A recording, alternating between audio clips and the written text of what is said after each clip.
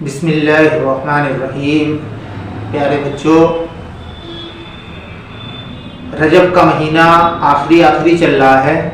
اب تمام مدارس کے اندر اگزام شروع ہی ہونے کو ہیں۔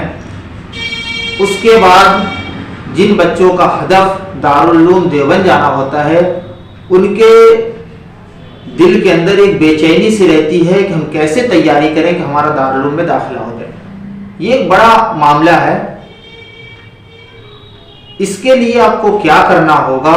آج سے 10 سال پہلے یہ کیفیت میری اپنی بھی رہی ہے، اور وہ کیسے حل ہوگا اس کے لیے میں آپ کو تھوڑے سے طریقے بتلا دیتا ہوں۔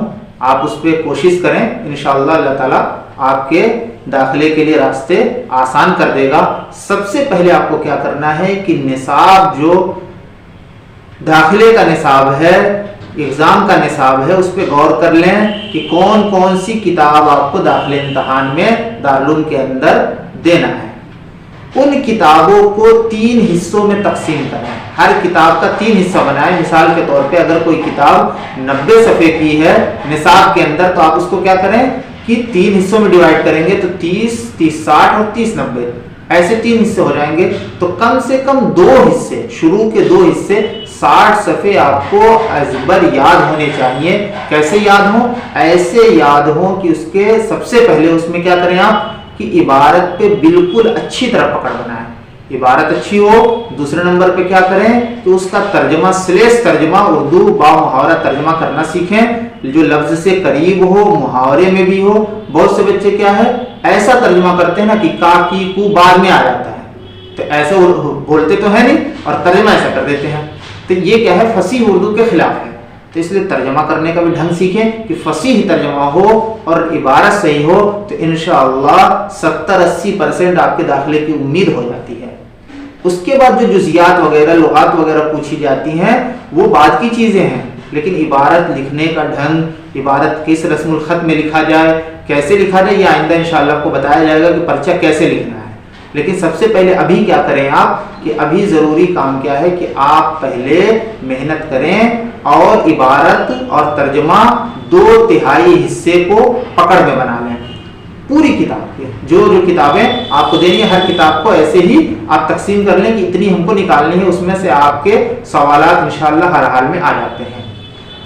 اب اس کے بعد کیا کرنا ہے؟ میں نے یہی طریقہ اپنایا تھا، اس لیے میں نے سوچا آپ کو ہی بتا دیں، آپ کے لیے کچھ آسانیاں ہو جائیں گی۔ بچے بہت پریشان رہتے ہیں کہ میں کیا کروں، تو یہ ایک طریقہ ہوا۔ پرچہ حل کرنے کا بعد میں بتایا جائے گا آپ کو کہ کیسے آپ پرچے لکھیں ایگزام کے اندر۔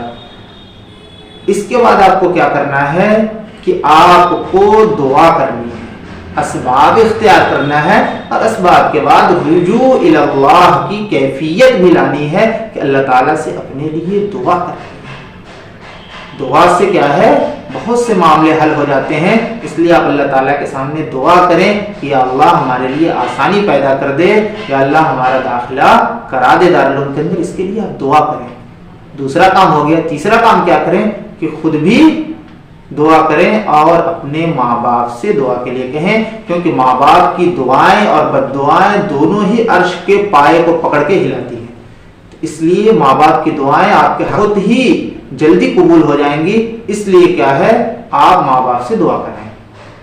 تو یہ 3 کام آپ کر لیں ابھی فی الحال، اور 2 مہینے بچے ہوئے ہیں، محنت میں لگائیں۔ اور جو بچے آپ سے کہتے ہیں نا ہم نے تو تکا مارا، تکا مار کے ہمارا داخلہ ہو گیا، وہ آپ کو بیوقوف بناتے ہیں۔ تکا اکا مارنے سے کسی کا داخلہ نہیں ہوتا ہے۔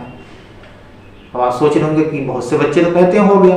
حقیقت یہ ہوتی ہے نا کہ جو کتابیں آپ یاد کیے رہتے ہیں، جو کچھ حصے بچوں کو یاد ہیں، اتفاق ایسا ہوتا ہے کہ وہی سوال آ گیا پرچے میں، اب اس نے لکھ دیا۔